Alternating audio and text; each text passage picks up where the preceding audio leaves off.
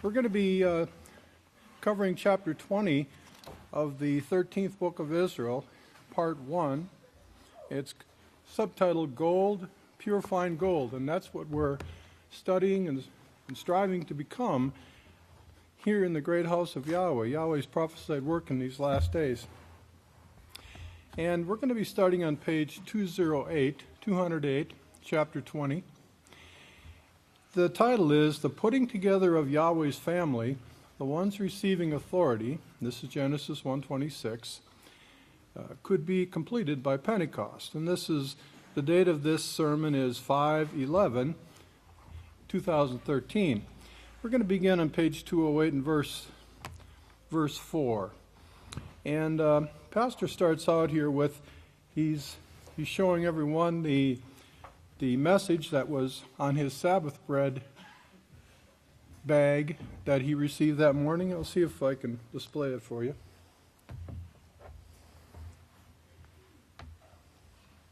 If you see the, right here, the attitude of servitude. The attitude of servitude, that's Yahweh's way, okay? So that's a great message to receive with your Sabbath bread and for every one of us to know and understand. And so he's saying this right here is beautiful. I think, and he shows us the bread bag on the monitor. It's the attitude of servitude. That's Yahweh's way. I couldn't have said it better, he says here. So we're going to move on to verse 8 here now. It says, the plan of Yahweh, this is not the sermon, but I want to say something about this before I do want you to understand Pentecost. It's count 50, of course, as the song goes. Now, we're coming up in 2 weeks, approximately 2 weeks, 2 weeks from tomorrow evening will be the evening of Yeshua's memorial, and of course, then we count 14, we count 14 days from tomorrow night until the start of the Feast of Unleavened Bread.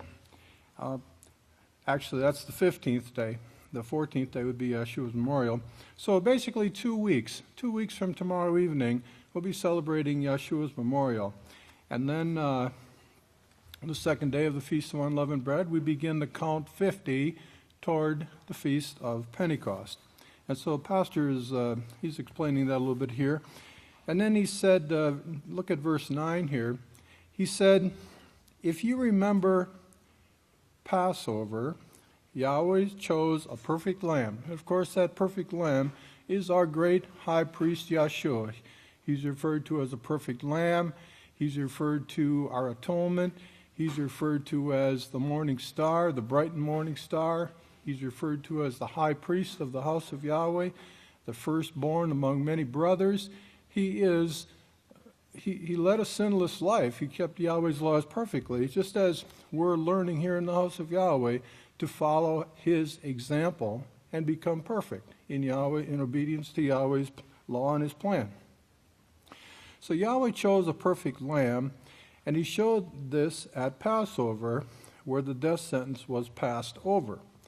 Now this was the picture of his plan, and the death sentence passed over because Yahweh, in his plan, had selected a perfect lamb. He had selected or preordained, as Pastor uses the word here. So if you have your books of Yahweh, turn to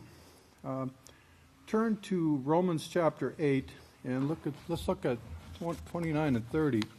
In Romans chapter 8, 29 and 30, for whom he did foreknow, so Yahweh foreknew us.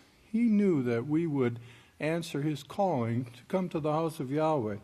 For whom he did foreknow, he also did foreordain to be conformed to the image of his Son. You know, the image of our faithful, perfect high priest Yeshua, that he might be the firstborn among many brothers, as Yeshua is described as the firstborn to achieve total righteousness. He didn't sin. In verse 30, moreover, those whom he did foreordain, he also called, and whom he called, those he also justified, and whom he justified, those he also glorified. And this in itself is Genesis 1:26, coming to perfection and receiving ultimately the stone of acquittal. In other words, our ticket into Yahweh's kingdom. You can look at it that way, the stone of acquittal, the white stone of acquittal, which is Revelation 2, verse 17. So continuing on here, Pastor, he said he selected, he preordained. Man, if you could think of the wisdom that it took before the earth was, before man was created, and Yahweh then created the earth and mankind. And in that plan, he actually predicted a man without sin. He would live totally without sin. Now, this took 4,004 years from the time that Yahweh created Adam and Eve in one day until Yeshua was born. 4,004 years passed. Now that took 4,004 years to bring this payment for sin. He did. He paid the debt of sin. The wages of sin is death. And he took 4,004 years to bring this about, and then to pay for your past sins, everyone to pay for the past sins. And now Pastor goes into a very interesting article here, which he talks about this here in verse 11. He says, there's a lot of controversy, as I said there would be. It may be fake. He's talking about the article now, but notice his next sentence. He says, I think there's room to think that there's a lot of truth here in this article. But it's called Before It's News. That's where it came from. And the title of it is Message from God Found Hidden Inside DNA Sequence. The pastor says, I don't know if you've ever studied DNA, but it's the makeup of man's body.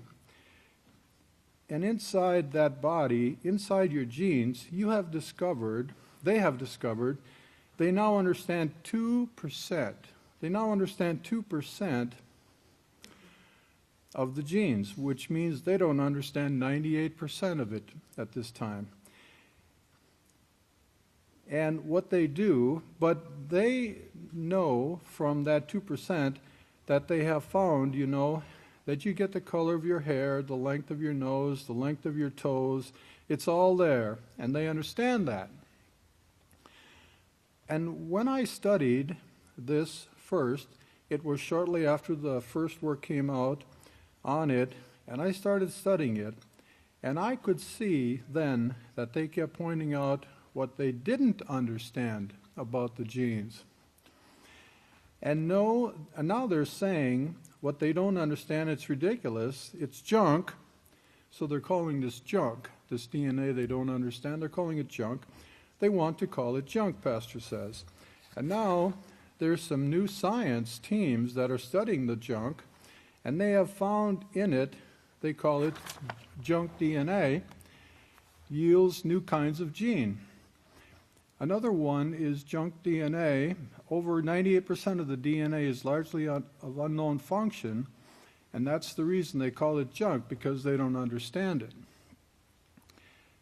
Now listen closely, because this is important because of creation, Yahweh's plan, Yahweh's plan.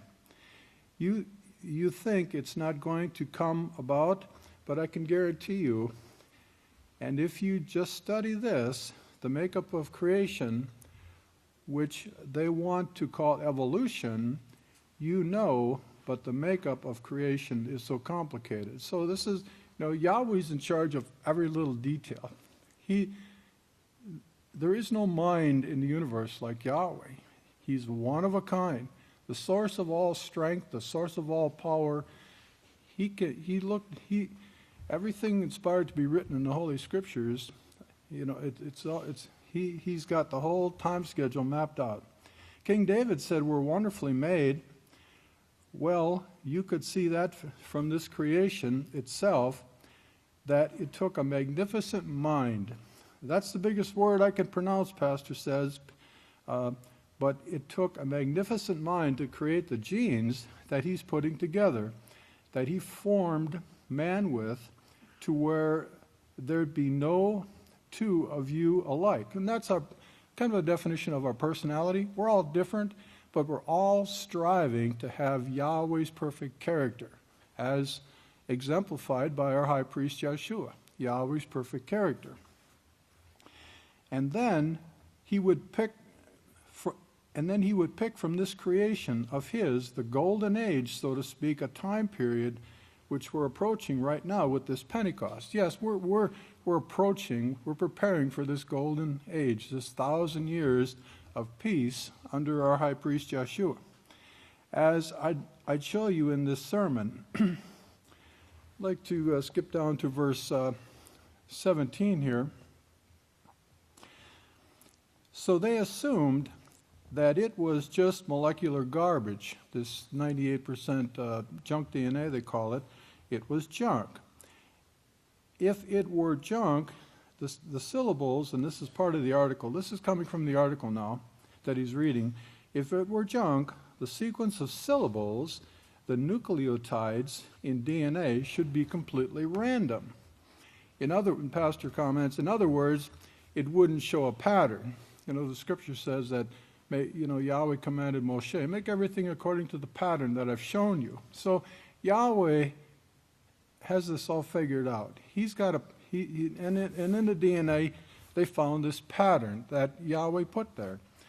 But now they're finding out that every part of this so-called junk genes shows a pattern. Now finding the pattern of what it's showing is a different thing. Now this article continues here. It says, however, it has been found that the sequence of syllables is not random at all and has a striking resemblance with the structure of the human language.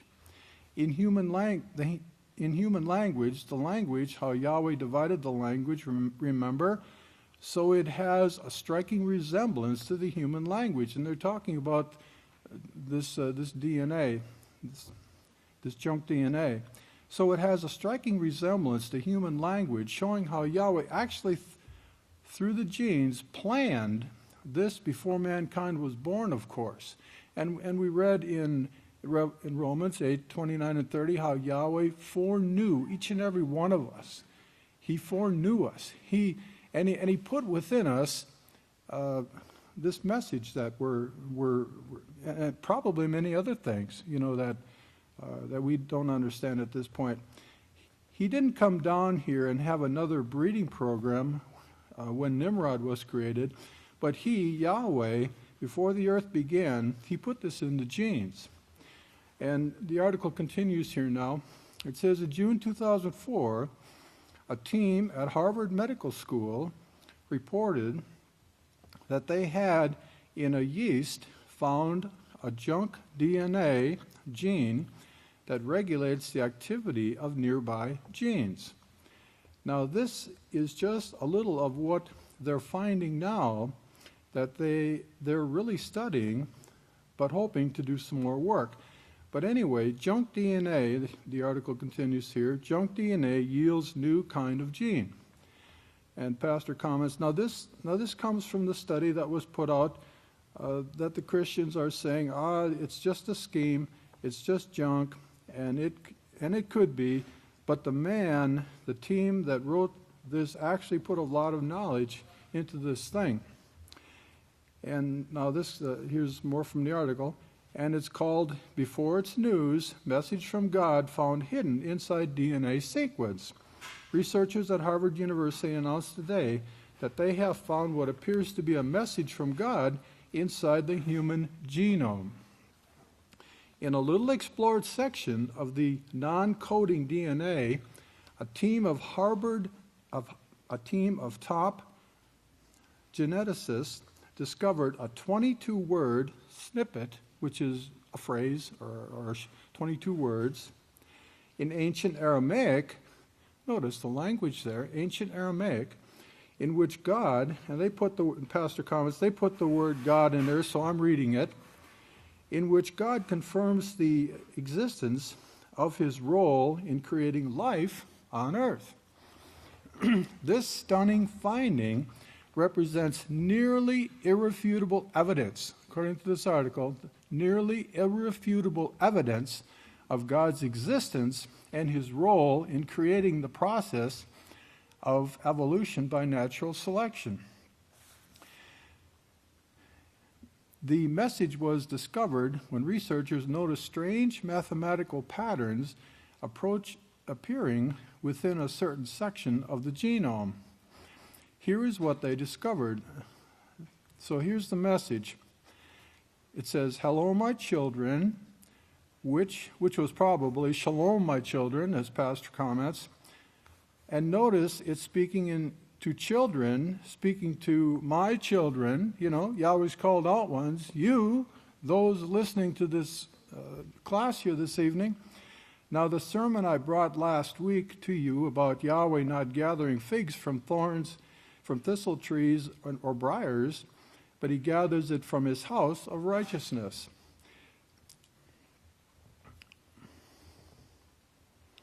He's not gathering his people from them, he's gathering his people from his house. That's where he makes his selection. I'll show you the scripture that shows you that took place. That's the way it's taking place. That's the reason, or that's where he brought you to the gold, right here to his house. Purifying us like fine gold is purified. And the message continues, "Hello, my children, this is Yahweh," not this is G-O-D. "Hello, my children, this is Yahweh." And Pastor comments, now they didn't put God, they put Yahweh. If this team of scientists were wanting to win points, they would have put God or Lord there, but they didn't. They put Yahweh. This is Yahweh, the one true, and they put Lord there. And probably they use the Hebrew word means power or strength.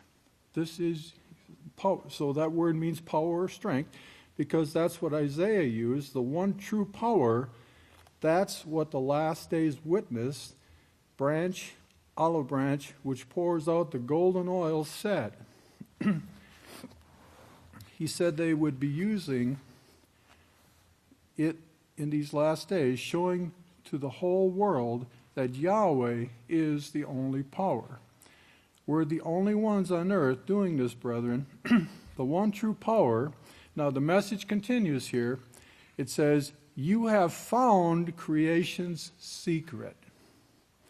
Now share it peacefully with the world." So here's the message.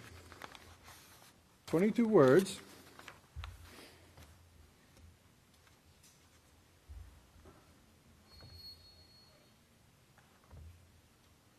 Hopefully you can see that. "Shalom, my children. This is Yahweh, the one true power. You have found creation's secret. Now share it peacefully with the world." Okay, so he's giving us his name, his awesome name, the great name of Yahweh, confirming that, hey, I'm the one who put this here. I created you. I am the one true and only power. You have found creation's secret. Now share it peacefully with the world. Share with the world, as the witness is doing, that Yahweh is the only source of power. There is no other. Okay, so I just have a couple scriptures here I'd like to if you turn in your books of Yahweh to Isaiah chapter 42 and verse 8, Isaiah chapter 42 and verse 8, which reads, "I am Yahweh, that is my name, and my glory I will not give to another, nor my praise to graven images." There's also, if you would turn over to Jeremiah chapter, and these several scriptures I have here go along with the message. They go along with this message found in this junk DNA, or in the DNA. I wouldn't classify it as junk anymore. Jeremiah 27, verse 4, this is what Yahweh of hosts, the Father of Israel, says. I have made the earth with the man and the beast that are upon the ground by my great power and by my outstretched arm, and I have given it to whom it seems best to me.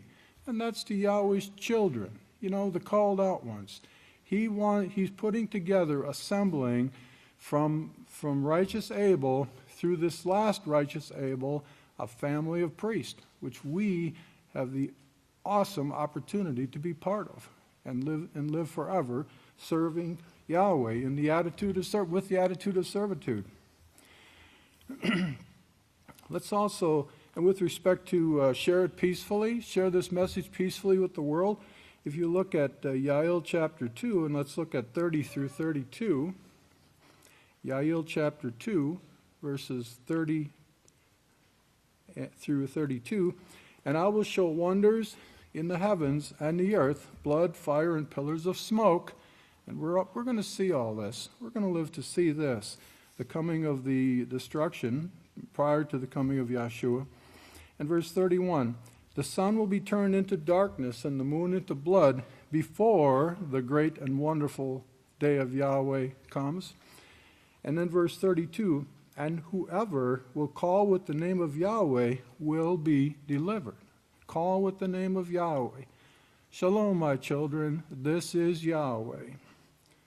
For the house of Yahweh, those who keep Yahweh's laws through the priest who teaches peace in this generation, there will be deliverance, as Yahweh has said, among the remnant who have escaped of those whom Yahweh calls. He programs it in it's in our genes. It's in our genes, and Yahweh can call us. He has that ability. And let's also look at Revelation chapter 11. Read this from the King James Version here, Revelation 11, verse 6. Talking about the two witnesses and the spokesman, Yahweh's last witness, the great Kohan Yisrayl, Abel Hawkins. Revelations 11, verse 6. These have power to shut the heaven, that it rain not in the days of their prophecy. And this is talking about showing the world why rainfall is no longer normal. And they also have the power over waters to turn them into blood. And if we look at these words, the waters, as it states in Revelation 17:15, are peoples and multitudes and nations and tongues. And so the witnesses are teaching these multitudes and nations to turn them to blood? No, to turn them to righteousness, to turn them to peace, because the word to means against, and blood can be translated bloodshed. So the witness is teaching the nations to turn against bloodshed and to smite the earth with all plagues as often as they will. And this is the constant articles and teaching and prophetic words and articles where Pastor points out to the world, hey, your sins are causing sickness and disease to come upon you.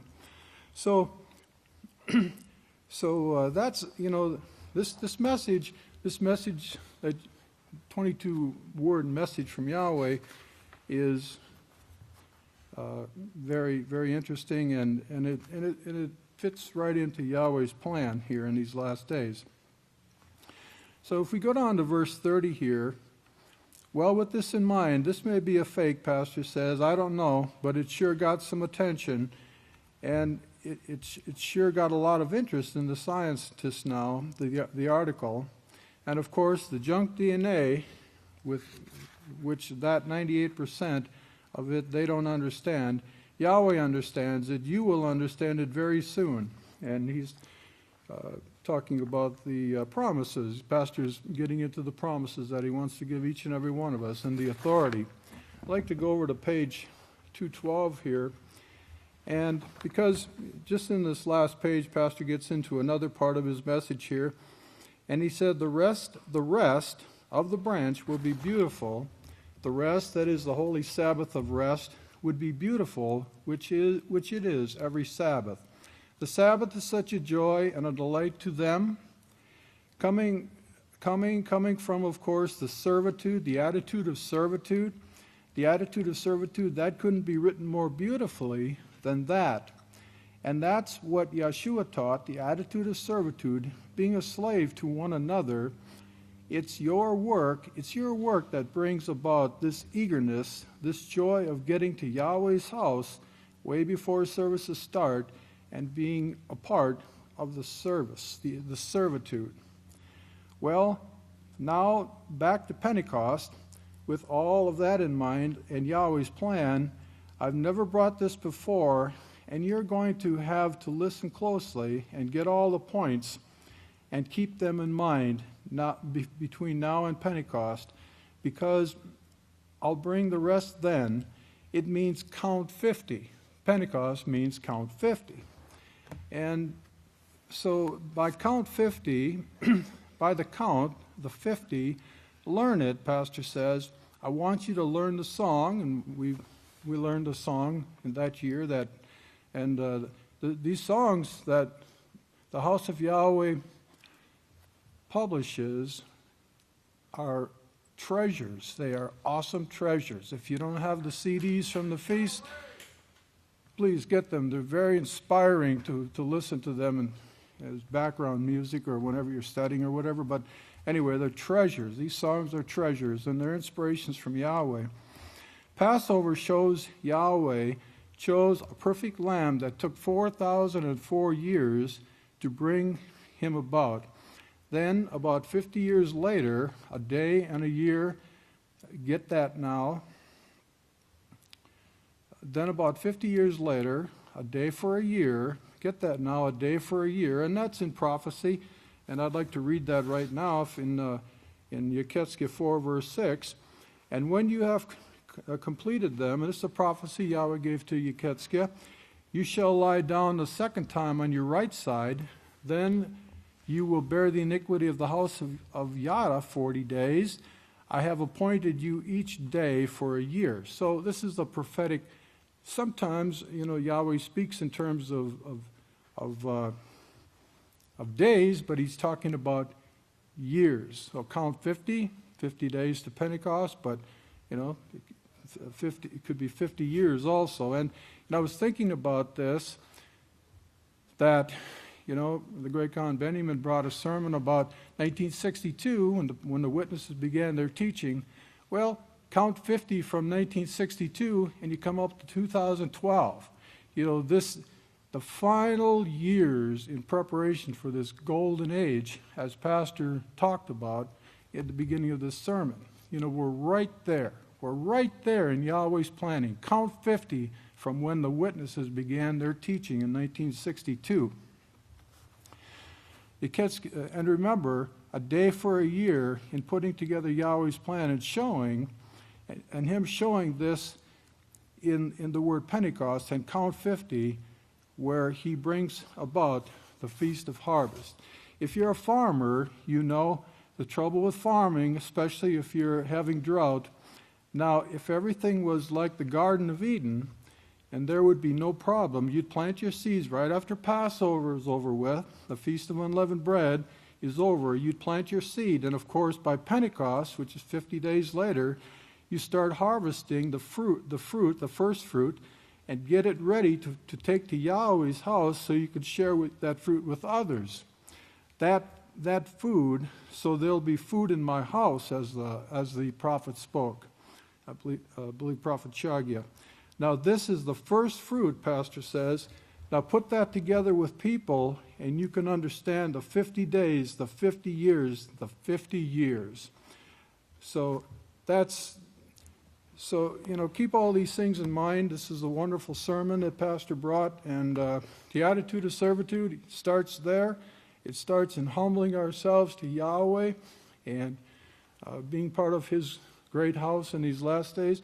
What an awesome blessing. And if you'd all please stand. It's my honor and privilege at this time to introduce our second teacher this evening, the great Kohan Pariah Hawkins.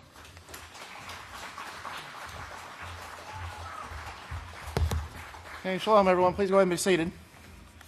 We're going to be continuing on in this same sermon here, and we'll be picking up here on page 213 where the great Kohan just left off.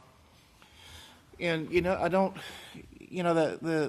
this world out here, they have no idea why they were created. They have no idea why they're on the face of this earth. But we know because Yahweh has sent us a teacher, and that teacher who was sent by the Creator of the universe, whom the world thinks that they're in contact with.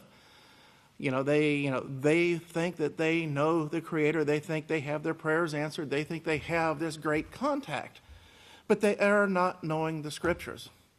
The Scriptures are clear. The Scriptures plainly show that they do not, and Yahweh is dealing, and a pastor, he starts here, he continues here on the verse, actually 37, he says, this is the one family that I'm dealing with, and you are the ones, and he's speaking of this other part of this family here, and you're the ones that have brought all this mess about. You've brought it upon yourselves because you broke my laws. And if you remember all the way back in, back in, I think, 1 Samuel chapter 8, where the elders went to Samuel, remember, and they were, they went and they were begging Samuel to give them a teacher, or to give them rulers, to give them teachers and rulers that would, just like all the other nations, they didn't want righteous priests ruling over them. They had it in their mind, the way of this world, and this is part of what this sermon covers, is coming out from among them and being separate. This is actually part of what the prophecy in Yeketsky, where it talks about the building of the temple, like this temple model over here, as we're going to see as we get into it, that separation wall. There's a separation wall there that actually divides what is holy from what the world is. And there's that separation there, and this is what we are to do with ourselves. We're to come out from among them and be separate, so that we can be sanctified. And it's Yahweh who sanctifies us. So remember, Yahweh sanctifies us through His laws. It's not like the world. It's not like the priests who eat swine's flesh and who sanctify themselves. They sanctify themselves. They're not sanctified by anybody. This house, this group right here, and we have all been called, and Pastor, he gets into this about the DNA. He talks about the DNA, how the DNA actually is like an alarm clock. And you think about the brilliance and the mind that went into this complex organism that we have sitting up here between our ears. It's greater than any computer that's ever been, that mankind can ever come up with. And just the complexity of the human body, and with the DNA, and there's things that are set in motion in this DNA, and at a certain time period, a certain time, an alarm goes off, and all of a sudden we can see something we haven't seen before. You can sit there and read the Scriptures, and then all of a sudden you see Revelation 12:9, Satan has the whole world deceived. Well, that wasn't there before. But yeah, it was always there, but we weren't able to see it. And see, and this is part of, this calling. And we've been called, each and every one of us have been called here. The world has no idea. I mean, the world doesn't know why they're on this earth, but we know that we have been called to teach. We've been called to teach peace. And Pastor shows, throughout here that the peace is not taught anywhere on this earth except through this house. The world teaches peace through strength. If you look at the seal of the United States, you have this eagle with outstretched arms, outstretched wings. And what do you see in the claws? Well, you see an olive branches in one hand, and what do you see in the other? You see arrows. The power of peace. Peace and strength, or peace through war, or peace through strength. I think is how it is, and that's not Yahweh's way. Yahweh's way has always been a way of instruction. And this is what we've been trained to do. We are training to bring this message and to bring peace, true, lasting peace to this world. Now, in verse 38 here, Pastor shows here, he says, and he tells us clearly in the last days that there's a group of people who are not going to make these same mistakes or to follow this same rebellious attitude that these other people had shown, that the people with the elders back in 1 Samuel had followed. But there are a group of people who are not going to make these mistakes. We're going to actually believe without seeing. And when we believe something, that means we accept the word. We accept the word of or the evidence of. We believe it. We trust in it. And if we truly believe in something, if we truly trust in something, then we're going to follow through and do exactly what it says to do. If we believe the Scriptures and the Scriptures tell us, don't eat pork because it's bad for you, guess what? We're not going to eat it if we truly believe. But Pastor shows here, he says we're going to see these mistakes of others. He says you could lose your place in the kingdom and lose your opportunity of receiving this great authority, if we ignore these things or if we rebel. Rebellion is as the sin of witchcraft. Rebellion, isn't, willfully breaking a law. Rebellion is not going to be, Pastor shows here, and the Scriptures show that it's actually something that's not going to be forgiven. But if you look down here, he said, we've got this great authority that we are attempting to qualify for. Now, in verse 40 here, Pastor shows, he says, and here in Yeketske 40 now, it shows the building or putting together of his house. Then he says house again, and he spells it out, House, house. Why did he say that, of his house? Well, I looked up the word house, and just in Webster's dictionary, and one of the meanings of the word house means a shelter or refuge. The house of Yahweh. This is a shelter and a refuge from the curses that are coming upon the world, because it's here that we learn how to avoid those curses. But it also means a family. Of course, it also means a family, and that includes ancestors, descendants, kindred. A house is also a residence for religious community or for students. What are we here in Yahweh's house?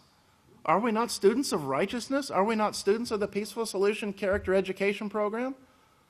Well, why are we students? What are we going to do with this knowledge? We're going to learn what to teach and then teach what we've learned, right? Praise Yahweh. But it's this community of students and also a legislative body. And if you think of the laws of Yahweh, the government of Yahweh, it is a legislative body. But, Pastor continues, he says, if you look at chapter 1, because this is a pattern of what Yahweh has done down through the years. First, bringing about his Savior. He was the one promised in Genesis 49, 10 and 11. And if you remember, who would teach the laws that he inherited. So, he would teach these laws that he inherited, and those laws to be the teacher of those laws. And he shows here, he says, and this is what you're looking at right here in Genesis 49. If you're at that part, but that was the scepter. His scepter is the scepter of righteousness. These laws of righteousness. And remember in Deuteronomy 6:25, it says, and it will be our righteousness if we observe and do these laws. So, Yahweh brought about his creation down to Yahshua 4,004 years later and had it put within his genes. And you see Pastor talking, about genes, and we just read the article, the Great Khan just read the article about how mankind only think, and I'm going to put they say they understand the function of 2%. I'm going to go out and I'm going to say they probably think they know what that 2% does. And like he said, because like the article pointed out, and they consider the other 98% junk. Well, why? Because they don't understand what it is that it does. Just because you don't understand what it is that it does, that doesn't make it junk. You got a part underneath the hood of your car. You don't understand what it is. You say it's junk, and you rip it out of there and throw it away. I bet your car doesn't run. But and it's the same way. I mean, mankind, they can't get it through their head. They think that they're so wise. They're so wise in their own minds. They're the smartest people that they know. And it's and they just don't want to admit, and they don't want to submit to the idea that there is a creator who engineered all this and put all of this together. But the thing we need to understand too, Yahshua plainly says, and we need to remember what he says here. He says, Yahweh brought his creation down to Yahshua and had it put within his genes, all ready to love the laws and to overcome all opposition. This was done over a period of time through the changing of the DNA, through the programming of the DNA brought forth by, the people that were in his genealogy. And we saw, I think it was last week or the week before, we saw this information, this video about this new drug. Remember? This new drug called pornography. Okay? And how it rewires the brain. And, if you do something enough, it's going to rewire it, and it's going to continue and persist in going that way. But we are in a struggle right now against the carnal mind, and we have to rewire the carnal mind to ignore the lust of the flesh, the worldly things. There are things that appear to be righteous, the things that appear to be so-called fun, the things that appear to be desirable. Because the ends of those things, as the scriptures show, because there's no righteousness in them, they only lead to death, destruction, and misery. So we have a fight, and the fight that we have daily within ourselves is the overcoming of this carnal mind, the rewiring of this brain. Okay? But Yahweh created us that way because he has to know that we want this kingdom above all else. And the scriptures, if you remember what's written in Acts 14:22, it says that when we enter to, that we must, through, I think I'm trying to think of exactly how it's put here, that we must through through no problems and no testings whatsoever enter into the kingdom of Yahweh. It's just going to be an easy piece of cake. No. But we must, through much tribulation, enter into the kingdom of Yahweh. And when we have the stresses, when we have the tribulation, we have these things, come upon us that are not self-induced, that we don't bring upon ourselves, that we suffer through the keeping of the laws of Yahweh, then we know we're doing the right thing. We know we're on the right path. And I don't know if anybody else has noticed it, but boy, past couple of weeks have been rough. But it's always that way, before Passover. It always seems to be the pattern. It gets rough. So the only thing we can do is hang on and just hang on and have that patient persistence in doing righteousness and look forward to the feast that's going to be upon us here in right at about 2 weeks now. So praise Yahweh. But Pastor, he shows here and he shows, that the gates of hell, the gates of Sheol are not going to prevail against this house. This is what the prophecies show. The prophecies show that Yahweh's plan is going to win out. So we believe that. All we have to do is believe that. We put our trust in it, and we do what Yahweh says. And we trust and believe when we follow the instructions of the one that Yahweh has sent in these last days, as we've proven time and time and time again through the prophecies. We do that, and we don't have anything to worry about. But Pastor, he's what Yahweh is putting together through his plan, and it was in his plan from the beginning to put together a body of believers who are going to be the teachers of his laws. And it's not like we see out in the world where people will teach one thing and they'll go out and they'll play the hypocrite and then they'll go do something else.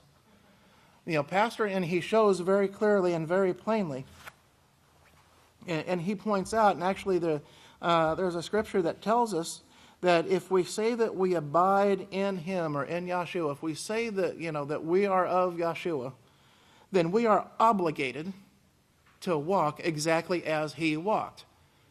In other words, we're obligated to conduct our lives in the same way that he conducted himself. Yahshua lived by the every word that proceeds out of the mouth of Yahweh. He set that perfect example for us, and we're obligated to follow that example.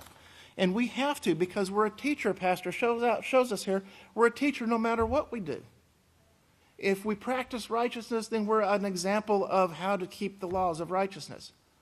If we play the hypocrite, then we're an example of Satan, the adversary, how she would play the hypocrite. Remember, we belong to whom we obey. Romans 6:16 shows that.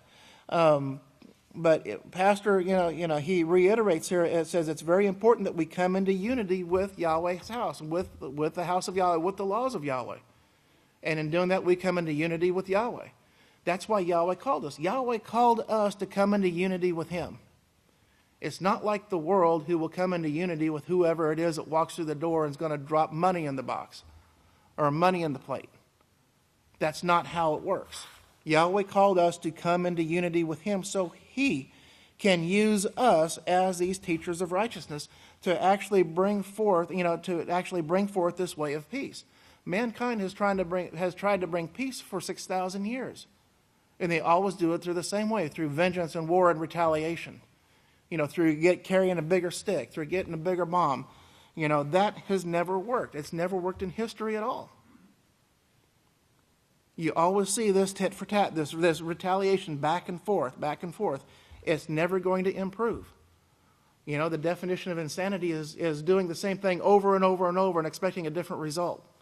Well, the world is insane because they've been doing this for 6,000 years and it hasn't worked. It's time that they try something different.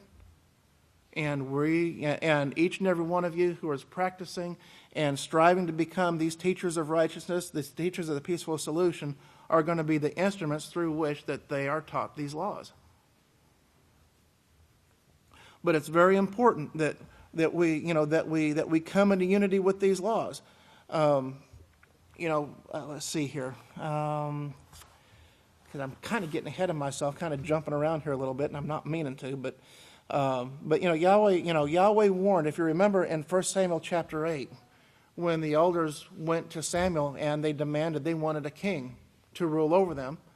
And he warned them about how this king was going to behave, but yet they chose to ignore that. It's the same way with our calling, man. When we are called, that alarm clock goes off in our heads, okay, and there's certain things that our understanding is open to. Such as Revelation 12:9. Wow, Satan has the whole world deceived. Or sin is the transgression of the law. Remember when your eyes were opened up to that one? I remember when mine was. I can remember where I was, what I was doing, what I was thinking. First thing that went through my mind when I heard Pastor say that, and I said, yeah, right, it says that. Flip the page. Oh, man, yeah, it does. So, and it starts to trigger. That starts a process. It brings you this calling.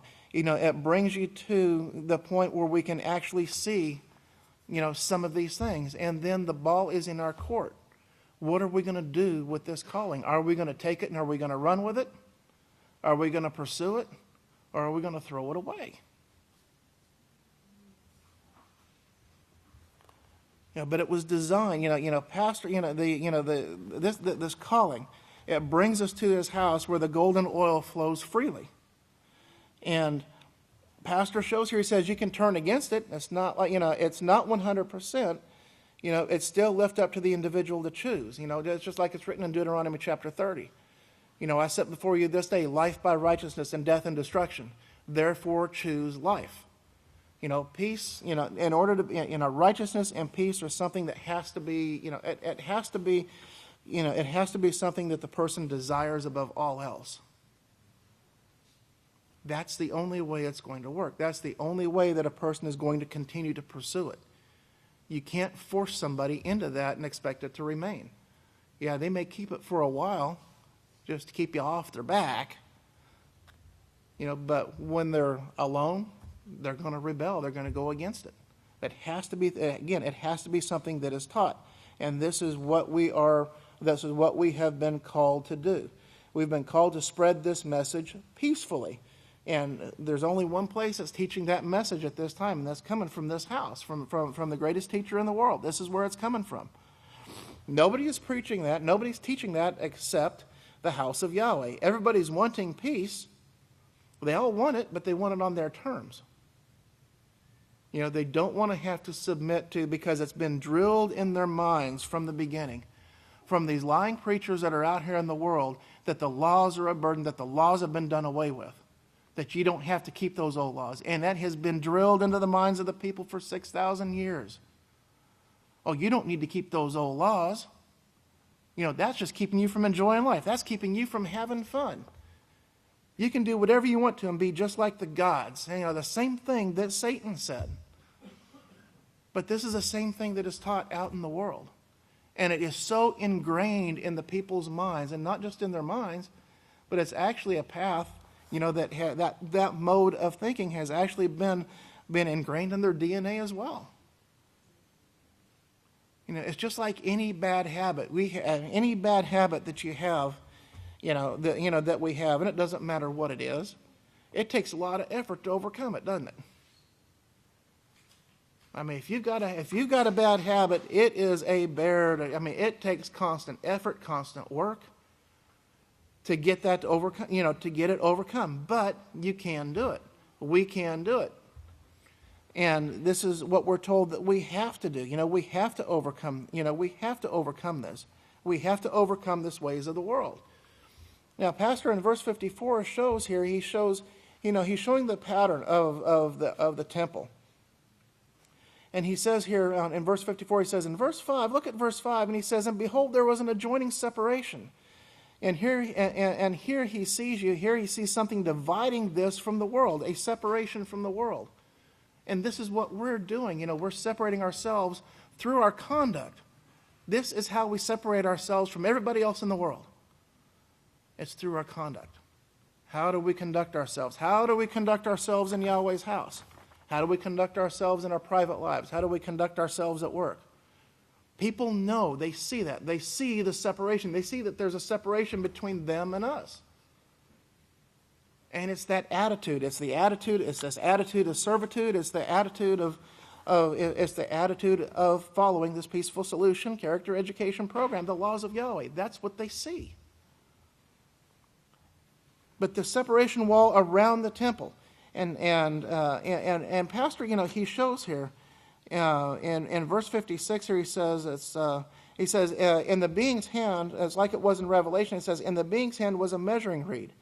If you remember that measuring reed like a rod given to the witness in Revelation, he gave me like a rod unto a rod and said, measure the temple. Well, that means put together. Put together this temple, put together this house, put together this body of teachers. And this is what is being done day after day, week after week here in Yahweh's house. He says, but put together, and see here, I know I'm the only one that sees it right now, but you're going to see it very soon, and I'll make it clearer one verse at a time or one word at a time. But he says, in verse 6 here, he says, and then he went to the gate which faced toward the east. He ascended up its steps and measured the threshold at the entrance, which was one reed. And Pastor points out that was very narrow. And if you remember back in the law, Moshe was given the instruction to make all things according to the pattern. And remember, Pastor showed us, yes, there is a physical pattern of these different articles in the tent of meeting, of the different articles in the temple, the table of showbread, the 7-lamp lampstand, all of those have meanings to the plan of Yahweh. Well, the same thing is with this temple. It also has an overall meaning to the plan of Yahweh. And this narrow entranceway, just like it shows in Matthew chapter 7, enter in through the narrow gate. The entrance into this temple, the entrance into this kingdom of Yahweh is a very narrow way. And blessed are those who keep those laws, that they are going to have right to that tree of life. That is the only way. That is the straight and narrow way in. And that is what is represented also by these entranceways, by these narrow gates entering into the temple here. And he says, and this is what he paints here, that straight and narrow way into that temple. And he says, but notice that separation wall. The separation wall first, that great separation, and he shows here, start with chapter 5 and 2 Corinthians 5:17. He says, if anyone is in the Messiah, he is a new creation. Now that is, if you've been called out of the world and been brought to the house of Yahweh, you become a new creation. And if you think about the circumstances that brought each and every one of you here, every one of you here had different circumstances in your calling. You may have seen different things. You may have heard different things. Some may have been in prison. Others may have been, who knows where. They were, channel surfing, and they see a prophetic word program, or even at one time, there was I think somebody who found a flyer in a bush that talked about the house of Yahweh. And I remember Pastor mentioning that, and that was that burning bush. That was, the burning bush with that burning message right there. But somebody this had blown off a vehicle somewhere, got tangled up in this bush, and then somebody walking by sees it and picks it up, and that is their calling. You think about the details that went into that go into that. It's incredible when you really think about it. And Yahweh knew those circumstances were going to come about, and he set it in our minds, in our DNA, thousands of years in advance for our understanding to be opened up at that precise time. It's pretty amazing. It really is amazing, when you think about it. And Pastor shows, he says, one day we're going to understand it clearly, and that we're actually going to be able to do it. But if you think about that, it just turns your life around. And you think about what it's done in your life. We look at how all of our lives have changed because we accepted that calling. We're not here on our own, remember? Yahweh called us. It's like the parable of the wedding supper. We're invited by the king to this banquet. Well, we've been invited by the greatest teacher, by the creator of the universe, to come in and to learn, to qualify, to learn what it is that we need to do, and for the opportunity to qualify for an everlasting position in his government. It's amazing. It really is truly amazing what we have set before us. And Pastor, he shows here that, let me see, where do I want to go here? I've covered a lot of this already. I just kind of took it out of order. But he shows that, we can't, not to be unequally yoked together with unbelievers. For what fellowship has righteousness with unrighteousness, and what fellowship does light have with the darkness? It doesn't have any. We can't have 1 foot in the world and 1 foot in the house of Yahweh. If you have 1 foot in the world, you might as well have both feet in the world, because you're don't have your foot in the house of Yahweh. You're either in or you're out. It's that simple. There's no fence. You can't. There's no middle ground. There's no harmony. There's no fellowship there. But what agreement does the house of Yahweh have with gods? That's what the world's full of. The world, they worship gods. They follow the way of the gods. They have the characteristic of the gods. What do we have? What do we want in common with that? Nothing, because look at what it has brought. Look what the gods, what power do they have? What can they do? What can they do for us? Nothing. They can they can influence us to do what? Sin. And what does that bring forth? Death. Praise Yahweh. That's exactly what it does. But we are the house of the living Father. And we've got to remember that. We are not, we are the house of the living Father. When the world goes to worship, they are the house of the dead gods. Because the gods can do nothing. They've got nothing to offer. But we have been called to be a part of the house of the living Father, the creator of the universe. We have here in Yahweh's house what the world is seeking after, what they want. And we have it. We have it. We have it. It's being offered to us. We have it. And it's amazing, but people will still get drawn back into all of that. And this is one of the things that Pastor was warning us about here. If people that have this fellowship, they have the ties with the family, they have the ties with the people in the world. They want to go out and they want to get caught up. They want to go on, as he puts it here. Let me see if I can find it here. They want to go on the vacation. They want to go. Oh, here it is. They want to go out and visiting. They want to go out playing. They want to go see the sights. They want to go on vacation. They want to go to the fair. They want to get on this Ferris wheel. You know, what benefit is it? It doesn't offer anything. And your head is so empty. You know, Pastor says when you get done with these things, your head is as empty as your hand. You know, because what does it do? It sucks you dry. I mean, there's no money. I mean, all it does is it drains your finances. You know, that's all it does. You know, it's of no benefit. But he says, come stay in the house of Yahweh, and your head will be filled with the knowledge of your future in Yahweh's kingdom. And this is what we are doing here. You know, we are preparing for the future. And as the priest before me mentioned, that future is closer now than when we first believed. As each day passes, it gets closer and closer and closer. You know, and it's going to continue to move closer and closer and closer. It's not going to get further away. You know, so we need to make sure that we use our time wisely, that we make sure that we get as much of this golden oil, you know, get our lamps filled with this golden oil as much as we possibly can. You know, Yahweh promises us, he says, you know, he promises us, there's a promise that he makes to us, and he says, I will never leave you nor forsake you. You know, how awesome of a problem, I mean, how awesome of a promise is that? No matter how bad it gets, let me rephrase that, no matter how bad we think it gets, Yahweh promises as long as we are obedient to him, he will never leave us nor forsake us, because we are in the house of the living Father. And he has a purpose for us. And that purpose is to become these teachers of righteousness so that we can fulfill the offices and the jobs that he wants us to. But we have to be students first. And we have to practice. We have to put these things into practice, get this knowledge. We have to learn what to teach, and we have to teach then what we've learned when that time comes.